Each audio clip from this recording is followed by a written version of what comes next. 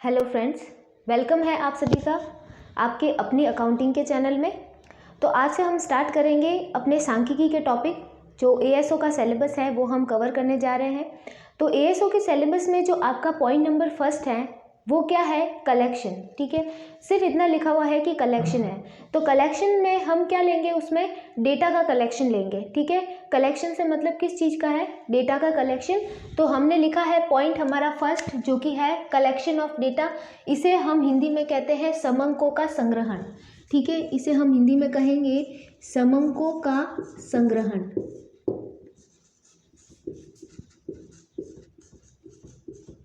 अब देखिए, जो डेटा है उसे हम क्या कहेंगे? समंक। और समंकों का संग्रहण के बारे में हमें पूरा कुछ जानना है। ठीक है, इस वीडियो के अंदर। तो देखिए, ये जो स्टैटिक्स होती है, ये जो सांख्यिकी है, सांख्यिकी का जो मूल काम है वो किस पे डिपेंड करता है? डेटा के ऊपर। ठीक है, जो समंक होते हैं वो समंक एक इम्पॉर्टेंट चीज़ होती है, क्योंकि उसी के बेस पे पूरी जो स्टैटिकल इन्वेस्टिगेशन है, जो सांख्यिकी अनुसंधान है, वो उस पर निर्भर करता है। ठीक है, तो और जो समंकों के संग्रहण की जो प्रक्रिया है वो प्रक्रिया भी बहुत इम्पॉर्टेंट है। क्यों? क्योंकि जैसी हम समंकों के संग्रहण की प्रक्रिया यूज़ करेंगे, जितनी शुद्धता के साथ हम समंकों का संग्रहण करेंगे, तो आगे की जो प्रोसेस है, आगे का जो वर्गीकरण है, जो उनका प्रेजेंटेशन है, वो सारा कुछ क्या होगा? सही होगा। ठीक है, तो समंकों का संग्रहण क्या है? एक इम्पॉर्टेंट मैटर है सांख्यिकी के अंदर। ठीक है, तो अब हमें करना है किसका? समंकों का डेटा का संग्रहण। ठीक है, तो अगर इस डेटा की अगर हम बात करें तो ये डेटा आपके पास दो टाइप का आ जाएगा। ठीक है, डेटा आपके पास जो समंक है वो दो प्रकार के होंगे। एक तो हम इन्हें क्या कहेंगे? प्राथमिक समंक। ठीक है, एक तो आपके सामने होंगे प्राथमिक समंक और दूसरे आपके सामने होंगे द्वितीयक समंक। ठीक है, जो डेटा है समंक जो है वो आपके पास दो टाइप के होंगे। ठीक है, प्राथमिक को हम क्या कहेंगे? Primary data. ठीक है, प्राइमरी, और एक होंगे आपके पास सेकेंडरी।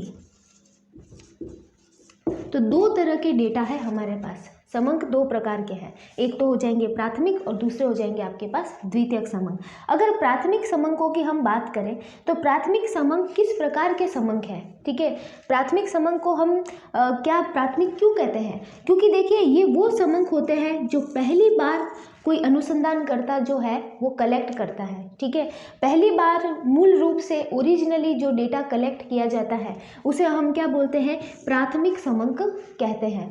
और द्वितीयक समंक वो समंक होते हैं जो कि पहले से ही किसी व्यक्ति द्वारा या किसी संस्था द्वारा पहले से ही एकत्रित किए जा चुके हैं। ठीक है, तो वो उन्हें हम क्या कहते हैं? द्वितीयक समंक कहते हैं। क्लियर है?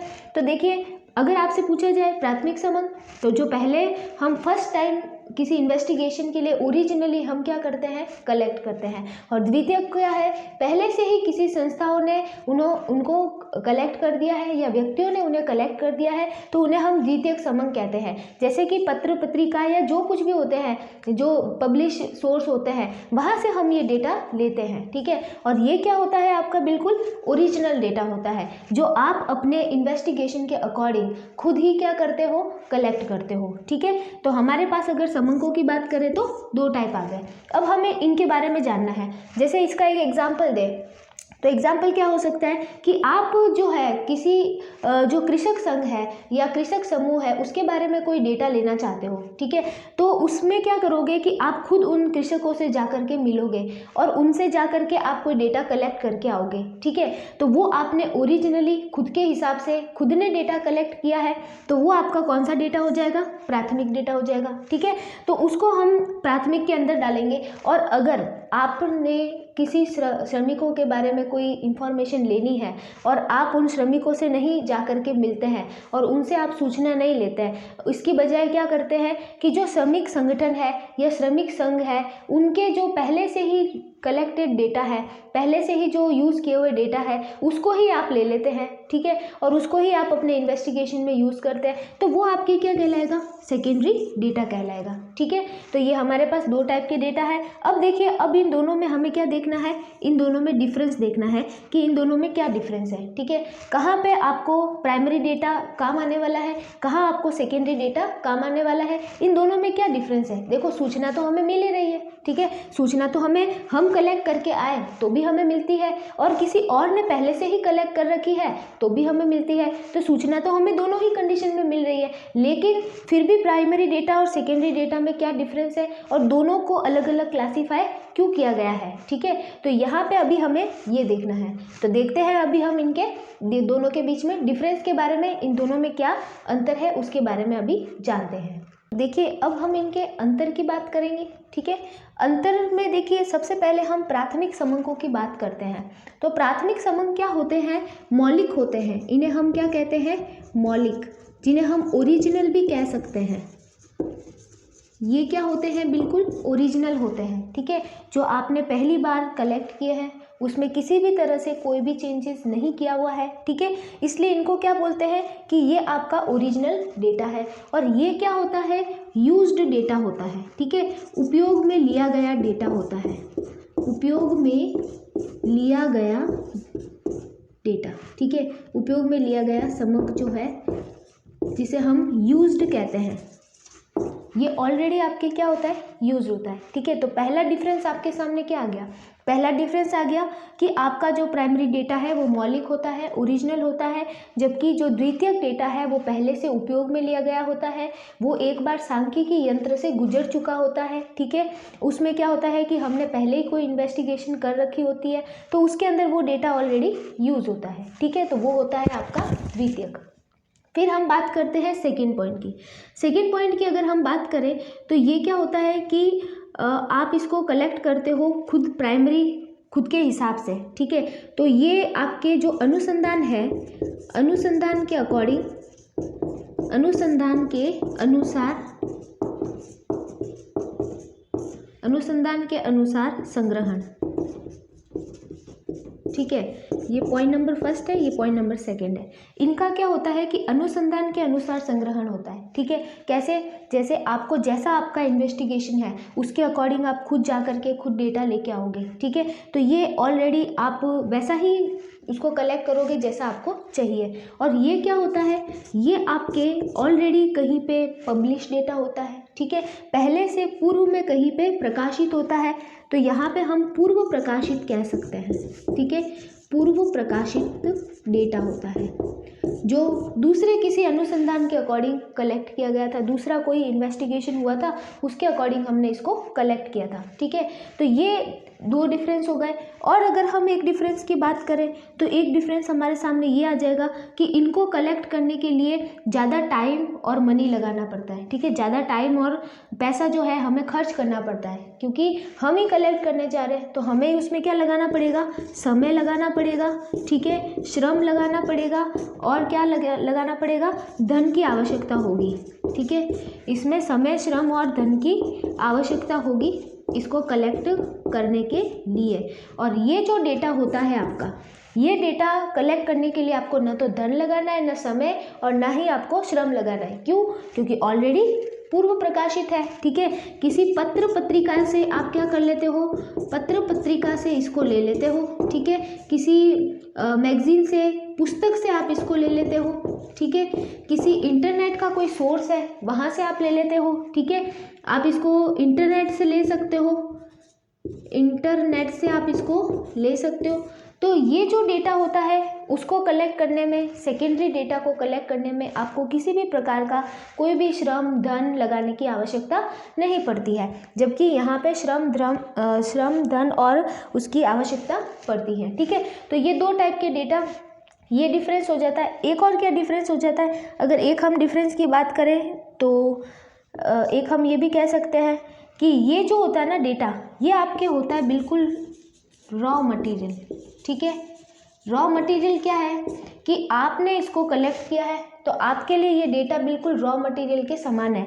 मतलब इसमें आप कोई भी क्या कर सकते हो? अपने हिसाब से मॉडिफिकेशन कर सकते हो, ठीक है। इसको आपको जैसा आप इन्वेस्टिगेशन कर रहे हो उसी प्रकार से आप इसको क्या करोगे? कलेक्ट करोगे, ठीक है। तो प्राथमिक डेटा एक रॉ मटेरियल के समान होता है। एक किसके समान होता है? कच्चे माल के भांति होता है। और अगर द्वितीयक समंक की बात करें तो द्वितीयक समंक कैसा होता है आपके? द्वितीयक समंक होता है फिनिश गुड के समान। जो फिनिश्ड गुड्स होता है उसके समान ये आपके डेटा होता है। फिनिश गुड का मतलब क्या है? बना हुआ माल, ठीक है, इसको हम क्या कह सकते हैं? निर्मित माल के समान होता है। निर्मित माल जो होता है उसके समान होता है। तो निर्मित माल जो होता है उसमें हम ज़्यादा क्या है, संशोधन नहीं कर सकते हैं, ठीक है। और अगर किसी इन्वेस्टिगेशन, जैसे हमारा कोई इन्वेस्टिगेशन अलग चल रहा है, हमने किसी और का डेटा कलेक्ट कर रखा है, तो उसको फिर हमें अपने हिसाब से मॉडिफाई करना पड़ता है, ठीक है। तो ये जो होता है वो पूरा बना हुआ पका पकाया माल जो होता है जिसको हम कहते हैं वो होता है, और ये आपके लिए होता है रॉ मटेरियल, ठीक है। तो इसको आप अपने अकॉर्डिंग जैसा जो है उस अकॉर्डिंग इसमें क्या करते हो, आप अपना चेंजेस भी कर सकते हो और अपने हिसाब से ही आप उसको कलेक्ट करते हो, ठीक है। कलेक्ट भी आप उसको अपने हिसाब से करते हो, और ये पहले से ही कलेक्टेड है, पहले से यूज्ड है, तो अपने हिसाब से कलेक्ट किया हुआ होता है, तो उसमें आपको संशोधन भी करना पड़ सकता है, और इसमें और कोई मॉडिफिकेशन हो तो उसकी भी रिक्वायरमेंट हो सकती है, ठीक है। तो ये आपके दोनों में क्या हो जाता है, डिफरेंस हो जाता है कि प्राथमिक समंक किस प्रकार के होते हैं और द्वितीयक समंक किस प्रकार के होते हैं, ठीक है। तो ये आपके एक बार तो इसका क्या है, बेसिक इंफॉर्मेशन है, ठीक है। अब मेन आपको जो फोकस करना है वो किस पे करना है, मेथड्स, ठीक है। जो मेथड्स होते हैं, मेथड्स किसके, मेथड्स इनको कलेक्ट करने के, ठीक है। प्राथमिक जो डेटा होता है, प्राथमिक जो समंक होते हैं, इनको संग्रहण की कौन कौन सी विधियां हैं उसके बारे में आपको थोड़ा सा यहाँ पे फोकस करना पड़ेगा। इनके संग्रहण की जो विधियां है वो आपके लिए क्या रहेगा, इम्पॉर्टेंट टॉपिक रहेगा, ठीक है। संग्रहण की विधियों से जो है क्वेश्चन ज़्यादा पूछे जाते हैं, किस प्रकार का संग्रहण का जो मेथड है वो हम यूज़ करेंगे, और जो सेकेंडरी डेटा है उसको कलेक्ट करने के क्या क्या मेथड्स हैं, वो कहाँ कहाँ से आप कलेक्ट करोगे, तो वो आपके जो मेथड्स है वो इम्पॉर्टेंट है, ठीक है। तो अभी हम सबसे पहले क्या देखेंगे, सबसे पहले हम प्राइमरी डेटा के कलेक्ट करने के मेथड्स देखेंगे, ठीक है। जो प्राथमिक समंक है उसको कलेक्ट करने के क्या क्या मेथड्स है उसके बारे में हम अभी जानकारी लेते हैं। अभी हम देखते हैं कि प्राइमरी डेटा को कलेक्ट करने की कौन कौन से मेथड हैं, ठीक है। तो देखिए, प्राथमिक समंकों के संग्रहण की जो विधियां है वो मैंने आपके सामने लिख दी है, ठीक है। तो एक एक करके देखते हैं। जो सबसे फर्स्ट मेथड है वो है प्रत्यक्ष व्यक्तिगत अनुसंधान, ठीक है। प्रत्यक्ष व्यक्तिगत अनुसंधान, डायरेक्ट पर्सनल इन्वेस्टिगेशन। इसके अंदर क्या होता है, एक बार ब्रीफ में मैं आपको बता देती हूँ। इसके अंदर क्या होता है कि कोई भी जो पर्सन है जिसको इन्फॉर्मेशन चाहिए या फिर जो इन्वेस्टिगेशन कर रहा है, वो इंसान खुद उन लोगों के पास जाता है जहाँ से उसको इन्फॉर्मेशन लेनी है, ठीक है। और वो खुद जाके उनसे डायरेक्ट पर्सनली मिलता है और उनसे इन्फॉर्मेशन कलेक्ट करता है, तो उसे हम बोलते हैं डायरेक्ट पर्सनल इन्वेस्टिगेशन, ठीक है। फिर सेकेंड आपके सामने जो मेथड आता है वो है अप्रत्यक्ष मौखिक अनुसंधान। अप्रत्यक्ष मौखिक अनुसंधान, इसमें क्या होता है कि जिसको सूचना कलेक्ट करनी है वो खुद पर्सनली उनसे जाके नहीं मिलता है, बल्कि क्या करता है कि वो ओरली मौखिक रूप से कहीं से वो क्या करता है, उनसे सूचनाएं कलेक्ट करता है, ठीक है। इसको हम बोलते हैं इनडायरेक्ट ओरल इन्वेस्टिगेशन, ठीक है। तो ये आपके सेकेंड मेथड है। फिर थर्ड आपके सामने होगा संवाददाताओं से सूचना प्राप्ति, ठीक है। जो संवाददाता होते हैं, जो वहाँ के लोग होते हैं, रीजनल लोग जो होते हैं, जो उनको जानते हैं, उनसे हम क्या करते हैं, इंफॉर्मेशन रिसीव करते हैं, ठीक है। तो ये है इंफॉर्मेशन थ्रू कॉरेस्पॉन्डेंस, ठीक है। जो कॉरेस्पॉन्डेंट्स होते हैं, जो संवाददाता होते हैं, वो हमें उनके बारे में सूचनाएं देते हैं। फिर बात आती है पॉइंट नंबर 4 की। तो पॉइंट नंबर 4 में बताया है सूचकों द्वारा अनुसूचियां भरकर सूचना प्राप्ति, ठीक है। तो जो सूचक होते हैं, जो सूचना देने का काम करते हैं, वो क्या करते हैं, वो अनुसूचियां भरते हैं, शेड्यूल्स भरते हैं, और उससे क्या करते हैं, लोगों से जाके प्रश्न पूछते हैं, लोगों से जाके क्वेश्चंस करते हैं, तो उनसे वो फिर क्या करते हैं, अपनी शेड्यूल्स भरते हैं, ठीक है। तो उनसे भी हम क्या कर सकते हैं, इंफॉर्मेशन ले सकते हैं। तो देखिए, information through the schedules to be filled in by informants, ठीक है। तो ये आपके फोर्थ मेथड हो जाता है। फिर 5th मेथड क्या आएगा आपके सामने, प्रगणकों द्वारा सूचना प्राप्ति, ठीक है। जो प्रगणक होते हैं, एन्यूमरेट्स जो होते हैं, तो वो क्या करते हैं कि वो भी इंफॉर्मेशन कलेक्ट करते हैं, क्लियर है। तो इसमें हम कहेंगे information through the schedules in charge of enumeration मरेटर्स, ठीक है। तो ये क्या करेंगे, ये भी इंफॉर्मेशन कलेक्ट करने का काम करेंगे। ये प्रगणक कौन होते हैं, ठीक है, इसके बारे में हम जानेंगे पूरा जब हम ये पूरा क्या करेंगे, एक एक करके मेथड को पढ़ेंगे, ठीक है। तो हम यही करने वाले हैं, इन एक एक मेथड को हमें डिटेल में देखना पड़ेगा। जैसे कि फर्स्ट है प्रत्यक्ष व्यक्तिगत अनुसंधान, तो ये कहाँ पे उपयोग में आता है, ये विधि किस तरीके से काम में ली जाती है, इसके क्या गुण है, इसके क्या दोष है, तो वो करके एक एक करके हमें एक एक मेथड के बारे में जानना होगा, ठीक है। तो ये सब किसके मेथड है, ये मेथड है आपके प्राथमिक समंकों के संग्रहण के। जो प्राइमरी डेटा है, प्राइमरी डेटा को कलेक्ट करने के ये सारी क्या है आपके पास विधियां हैं, ठीक है। तो अब एक एक करके हम इसके डिटेल में अब इंटरनल जाएंगे हम, और इंटरनल जा करके और इसका पूरा क्या करेंगे हम एनालिसिस, ठीक है। तो सबसे पहली जो विधि है प्रत्यक्ष व्यक्तिगत अनुसंधान, डायरेक्ट पर्सनल इन्वेस्टिगेशन, तो वो अभी हम डिटेल में पढ़ते हैं। तो देखिए फर्स्ट जो मेथड है वो हमारे सामने आ रहा है प्रत्यक्ष व्यक्तिगत अनुसंधान, ठीक है। तो इसके अंदर क्या होता है कि इसके अंदर देखिए, इस मेथड को ध्यान से समझिएगा कि जो इन्वेस्टिगेटर होता है, जो अनुसंधानकर्ता होता है, वो खुद उस जगह पे जाता है जहाँ से उसको इन्फॉर्मेशन लानी है, ठीक है। और वहाँ पे जा कर के डायरेक्टली वो क्या करता है, वहाँ से डेटा कलेक्ट करता है, लोगों से पूछताछ करता है, वहाँ पे इन्वेस्टिगेशन करता है, ठीक है। और अपने एक्सपीरियंस से वहाँ से क्या करता है, डेटा कलेक्ट करके लेके आता है। इसीलिए इसका नाम क्या है, डायरेक्ट पर्सनल इन्वेस्टिगेशन। मतलब जिसको जो इन्फॉर्मेशन चाहिए वो डायरेक्ट जाता है और इन्फॉर्मेशन लेके आता है, ठीक है। और ये वाला जो मेथड है वो वहाँ पे ज़्यादा सूटेबल होता है जहाँ पे आपके इन्वेस्टिगेशन का जो एरिया है वो क्या रहता है, छोटा रहता है, ठीक है। तो छोटे एरिया में अगर आप इन्वेस्टिगेशन कर रहे हो या बिल्कुल ब्रीफ जगह पे आपको इन्वेस्टिगेशन करना है, तो वहाँ पे आपका ये मेथड क्या रहेगा, बहुत सूटेबल रहेगा। क्योंकि ज़्यादा अगर वाइड एरिया रहेगा, ज़्यादा विस्तृत अगर आपके क्षेत्र है, तो ज़्यादा विस्तृत क्षेत्र में अगर आप सूचना लेने जाओगे तो आपको हर किसी से पूछने में बहुत ज़्यादा टाइम लगेगा, ठीक है। तो ज़्यादा बड़े इन्वेस्टिगेशन, ज़्यादा बड़े एरिया के लिए हमें ये मेथड यूज़ नहीं करना चाहिए, ठीक है। तो ये वाला जो मेथड है वो सीमित क्षेत्रों के लिए क्या है, उपयुक्त है। और दूसरा इस मेथड में क्या होता है, जैसे सपोज करो आपको कहीं के स्कूल के स्टूडेंट्स की कोई इन्फॉर्मेशन चाहिए, ठीक है। तो आप स्कूल में गए, स्टूडेंट से मिले और स्टूडेंट से आपने पर्सनली बात की, और पर्सनली बात करके आप उनसे डेटा लेके आ रहे हो, ठीक है। तो वो आपके क्या हो जाएगा, डायरेक्ट पर्सनल इन्वेस्टिगेशन, क्लियर है। और इसी तरह अगर आपको किसी की फैमिली इनकम के बारे में डेटा है, तो ऐसा अगर कोई डेटा चाहिए तो आप डायरेक्टली लोगों से जाते हो, मिलते हो, उनसे बातचीत करते हो और आप डेटा लेके आते हो, ठीक है। तो ये आपके डायरेक्ट पर्सनल इन्वेस्टिगेशन है, क्लियर है। तो ये मेथड आपको समझ में आ गया कि क्या होता है इसके अंदर। इसके अंदर इन्वेस्टिगेटर खुद जाता है, इंफॉर्मेशन लेकर के आता है, इन्वेस्टिगेशन करता है और देखता है कि मुझे कितनी क्या इन्फॉर्मेशन किससे चाहिए, क्लियर है। इसलिए इसका नाम डायरेक्ट पर्सनल इन्वेस्टिगेशन रखा हुआ है, ठीक है। अब देखिए गुण की अगर हम बात करें तो देखिए ये मेथड अच्छा भी है और इसमें कुछ दोष भी है, क्योंकि हम ये नहीं कह सकते कि एक ही मेथड सभी जगह अप्लाई हो जाएगा। कोई यूनिवर्सल मेथड नहीं है कि हम इसको सभी जगह पे अप्लाई कर लेंगे। इसलिए इसके कुछ तो है गुण और कुछ इसके क्या है, दोष है। तो एक बार हम इसको ध्यान से देखते हैं कि इसके गुण कौन कौन से हैं, ठीक है। तो गुण की अगर हम बात करें तो सबसे पहला गुण आएगा शुद्धता, ठीक है। गुण है इसका कि ये शुद्ध होते हैं, क्योंकि हम खुद जाते हैं, डेटा कलेक्ट करके लेके आते हैं, तो बिल्कुल प्योर होता है, उसमें कोई भी हम गलत चीज़ नहीं लिखते हैं, ठीक है। तो बिल्कुल प्योर डेटा आपके सामने आएगा, ये इसकी पहली क्या है, विशेषता है। फिर बात करते हैं हम सेकेंड क्या है इसकी, सूचना की विश्वस्त रूप से प्राप्ति। विश्वस्त रूप से प्राप्ति मतलब आप विश्वास करोगे, जो इन्फॉर्मेशन आप लेके आ रहे हो उस पर आपको 100% विश्वास होगा। क्यों?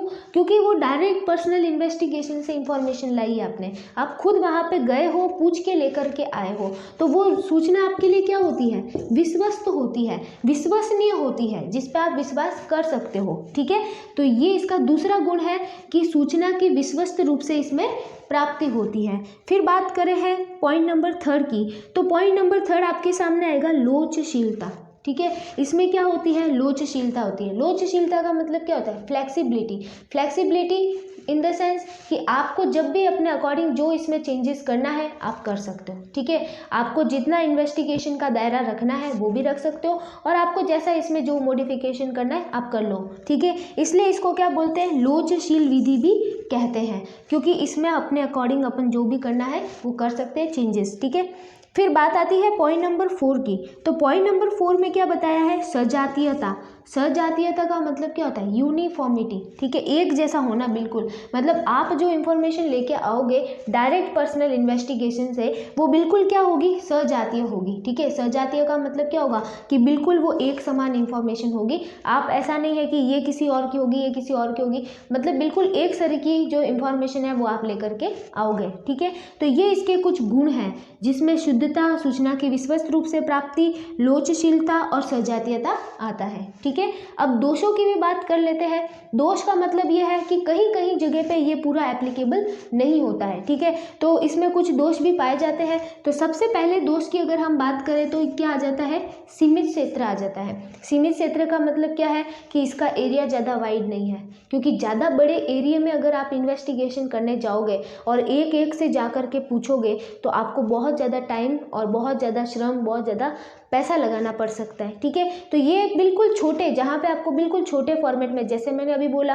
कि आपको स्कूल में जाकर किसी स्टूडेंट से कोई इन्फॉर्मेशन लेके आना है, तो आप किसी एक पर्टिकुलर स्कूल में जाओगे और वहाँ के जो स्टूडेंट्स हैं उनसे आप डेटा कलेक्ट करके आओगे, तो वो आपके लिए एक छोटा एरिया हो गया, ठीक है। लेकिन आपके लिए बोला कि आप अपने जो कंट्री की पॉपुलेशन है, ठीक है, उनके पॉपुलेशन में सबके इनकम के डिटेल के बारे में आपको इन्फॉर्मेशन चाहिए, तो सबके इनकम के डिटेल के लिए तो आपको सबसे मिलना पड़ेगा, ठीक है, और सबसे इन्वेस्टिगेशन सबके लिए करनी पड़ेगी, ठीक है।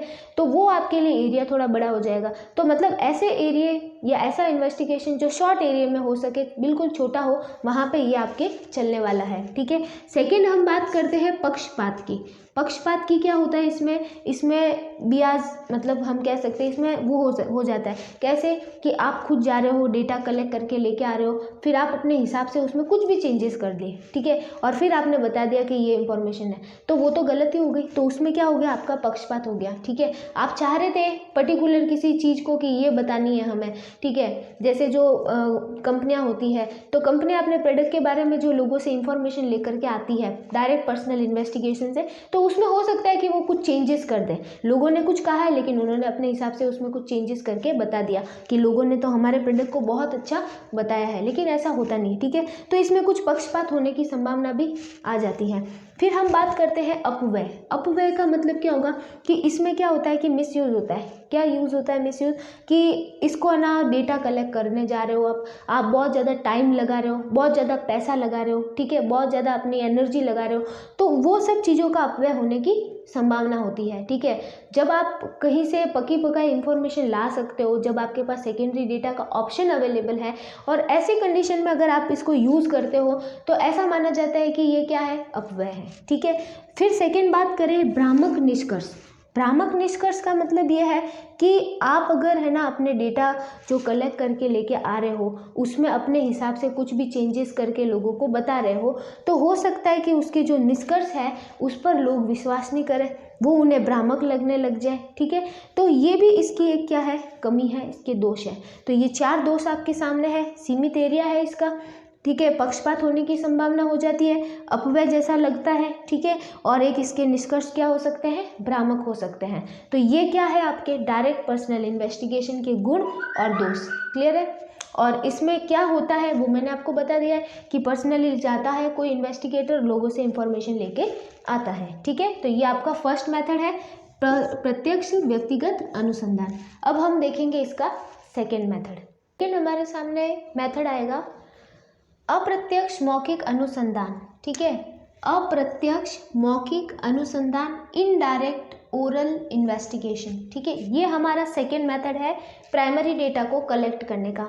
इसमें क्या होता है पता है, इसमें जो इन्वेस्टिगेटर होता है वो उन लोगों से इंफॉर्मेशन नहीं लेता है जो डायरेक्टली उस जो समस्या है उससे जुड़े हुए होते हैं, ठीक है। जैसे सपोज करो ये ए पर्सन है, ठीक है, इसकी इनकम के बारे में डेटा लेना है, तो इससे नहीं पूछा जा करके किसी दूसरे इंसान जो सी है उससे पूछा जाएगा, ठीक है। तो ये जो इन्वेस्टिगेशन है इसमें अनुसंधानकर्ता समस्या से जुड़े हुए व्यक्तियों से जाकर के नहीं पूछ करके किससे पूछते हैं, किसी अन्य व्यक्ति या तीसरे पक्षकार से पूछा जाता है। ठीक है, तो यहाँ पे क्या होता है कि पर्सनली उनसे नहीं मिला जाता, किसी और उनके जो भी होते हैं, जो जानने वाले लोग होते हैं, उनसे उस बारे में पूछा जाता है। तो इसे हम क्या बोलते हैं, इनडायरेक्ट ओरल इन्वेस्टिगेशन। ठीक है, जिसमें समस्या से प्रत्यक्ष रूप से जुड़े व्यक्तियों से सूचना ने लेकर के उन किसी तीसरे पक्षकार से क्या ली जाती है, सूचना ली जाती है। ठीक है, अब इसमें क्या होता है, देखिए ये विस्तृत क्षेत्र में उपयोग में लिया जा सकता है। जो बड़े क्षेत्र होते हैं जहाँ पे हमें बहुत ज़्यादा इन्वेस्टिगेशन की ज़रूरत पड़ती है, तो वहाँ पे हम इस मेथड को यूज़ कर सकते हैं। ठीक है, हमारा एग्जाम्पल था कि हम किसी स्टूडेंट से कुछ इन्फॉर्मेशन लेना चाहते हैं, तो हम डायरेक्ट किसी स्टूडेंट के पास नहीं जाएंगे और उससे नहीं पूछेंगे। ठीक है, बल्कि क्या करेंगे, उनके जो स्कूल के प्रिंसिपल हैं, ठीक है, प्रिंसिपल से हम क्या करेंगे, कांटेक्ट करेंगे और प्रिंसिपल से उनके बारे में कुछ पूछ सकते हैं। तो ये जो तरीका है सूचना लेने का, उसको हम क्या बोलते हैं, इनडायरेक्ट ओरल इन्वेस्टिगेशन। ठीक है, जिसमें डायरेक्टली उस पर्सन से नहीं पूछा जाता जिससे जो अनुसंधान से जुड़ा हुआ हो या जिसकी जो समस्या है उससे नहीं पूछा जा करके किसी अन्य व्यक्ति से वो सूचना ली जाती है, तीसरे पक्षकार से वो सूचना ली जाती है। ठीक है, अभी जैसे आपको किसी श्रमिकों के बारे में कोई इन्फॉर्मेशन लेनी है, तो आप डायरेक्ट जा करके श्रमिकों को नहीं पूछोगे कि आप क्या करते हैं, आपकी इनकम कितनी है, आपका लाइफस्टाइल कैसा है, वो आप उनसे नहीं पूछोगे। वो क्या पूछोगे, उनके जो यूनियन लीडर्स हैं उनसे आप पूछोगे, उनका जो यूनियन है उनसे आप कांटेक्ट करोगे और उनसे आप वो इंफॉर्मेशन लेने की कोशिश करोगे। ठीक है, तो ये जो तरीका है उसे हम बोलते हैं अप्रत्यक्ष मौखिक अनुसंधान। मौखिक क्यों, क्योंकि इसमें जो इंफॉर्मेशन ली जाती है वो वर्बली ली जाती है, कुछ लिखा के हम इंफॉर्मेशन नहीं ले रहे। यहाँ पे हम कैसे ले रहे हैं, हम जा रहे हैं, हम पूछ रहे हैं उनसे, और मौखिक रूप से ओरली हम इंफॉर्मेशन लेके आ रहे हैं, वर्बली हम इंफॉर्मेशन लेके आ रहे हैं, इसलिए इसको हम मौखिक अनुसंधान कहते हैं। ठीक है, तो ये तरीका आपके, ये हो गया second method, primary data collect कर रहे हो, और मेथड कौन सा है आपका, सेकेंड। अब इसमें भी देखो कुछ तो है गुण और कुछ है इसके दोष। तो अगर हम गुणों की बात करें तो फर्स्ट नंबर गुण इसका कौन सा आ जाएगा, मितव्ययिता। ठीक है, मितव्ययिता का मतलब क्या कर सकते हैं कि इकोनॉमिकली ये जो मेथड है वो बहुत अच्छा रहता है। कैसे, क्योंकि इसके अंदर आपको ना तो पैसा लगाना है। ठीक है, क्योंकि पैसा ज़्यादा नहीं लगाना है, क्योंकि ज़्यादा लोगों से बात करने के लिए ज़्यादा पैसा लगाना होता है। यहाँ पे तो हमें पर्टिकुलर किसी तीसरे पर्सन से कुछ इन्फॉर्मेशन लेके आना है। जैसे कि आपको स्टूडेंट के बारे में इन्फॉर्मेशन लेनी होती है तो आप हर स्टूडेंट से पूछते हो। ठीक है, दूसरा कि आप उनसे प्रिंसिपल से पूछते हो, तो आपको किसी एक ही इंसान से बात करनी है, तो वहाँ पर आपको ज़्यादा पैसा, ज़्यादा समय लगाने की ज़रूरत नहीं है। ठीक है, तो ये आपके क्या रहता है, इकोनॉमिकली सही रहता है। फिर बात करें है निष्पक्षता। निष्पक्षता का मतलब क्या होता है कि इसमें पक्षपात की संभावना नहीं होती है। इसमें जो इंफॉर्मेशन होती है वो बिल्कुल क्या होती है, निष्पक्ष होती है। उसमें किसी भी प्रकार का परिवर्तन नहीं किया जाता है या अपने हिसाब से उसमें कुछ भी जोड़ा नहीं जाता है। ठीक है, फिर बात करें विस्तृत क्षेत्र। विस्तृत क्षेत्र मतलब जो बड़ा एरिया है, जो जहाँ पे आपको बहुत ज़्यादा बड़ा इन्वेस्टिगेशन करना है या ज़्यादा बड़े एरिया की आपको इन्फॉर्मेशन लेनी है।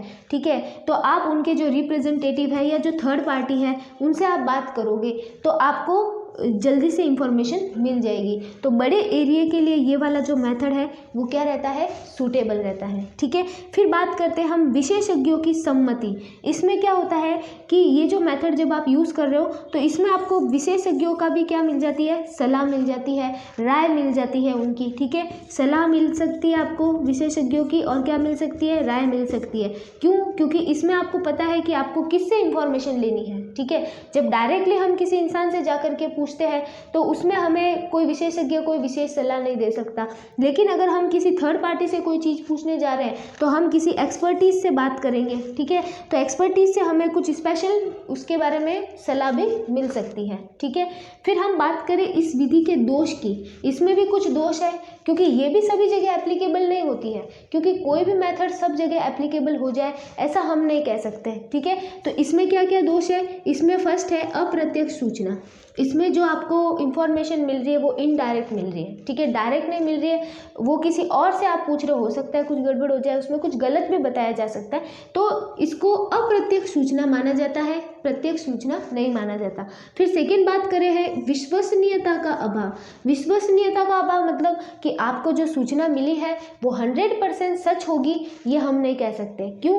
क्योंकि देखिए, आप जब इनडायरेक्टली किसी से इंफॉर्मेशन ले रहे हो, जैसे सपोज करो किसी स्टूडेंट की किसी प्रिंसिपल से आप इंफॉर्मेशन ले रहे हो, तो हो सकता है कि वो उसमें कुछ गड़बड़ कर जाए, या वो बताना किसी और स्टूडेंट का हो और वो किसी और स्टूडेंट का बता जाए। तो इसमें क्या होता है कि वो विश्वसनीय नहीं कह सकते हम। जब तक हम खुद जाकर किसी से बात नहीं करते तब तक हम उसको विश्वसनीय नहीं कह सकते। तो इसमें थोड़ा सा विश्वसनीयता का अभाव होता है, उस पर हम विश्वास करने में थोड़ा सा क्या करते हैं, थोड़ा सोचते हैं कि ये हमने डायरेक्टली हम किसी से नहीं बात कर रहे हैं, किसी थर्ड पार्टी से बात कर रहे हैं, इसलिए हम इसको विश्वसनीय नहीं मानते हैं। ठीक है, फिर बात आ जाती है साक्षियों के दोष। साक्षियों के दोष मतलब जो थर्ड पार्टी आपको इंफॉर्मेशन दे रही है, अगर वो क्या है, वो लापरवाह है, ठीक है, वो केयरलेस है, वो गलत तरीके से इंफॉर्मेशन दे दे आपको, तो उससे क्या हो सकता है कि उनके दोष जो होते हैं उसका भी आपको खामियाजा भुगतना पड़ सकता है। ठीक है, तो ये इसके कुछ गुण हैं तो कुछ इसके दोष भी हैं। तो ये था आपका सेकंड मेथड, कौन सा? अप्रत्यक्ष मौखिक अनुसंधान। हम प्राथमिक समंकों के संग्रहण की विधियां पढ़ रहे हैं, तो जिसमें सेकंड हमने पढ़ा है। अब इसकी और भी विधियां हैं, कुल 5 विधियां हैं, तो बाकी जो विधियां हैं वो हम नेक्स्ट वीडियो के अंदर कवर करेंगे। Okay, thank you so much. और अगर आपने चैनल को सब्सक्राइब नहीं किया है तो आप चैनल को सब्सक्राइब कर दीजिए, ताकि जो नेक्स्ट वीडियोस है वो आपको मिल सके, आपका उसको नोटिफिकेशन मिल सके।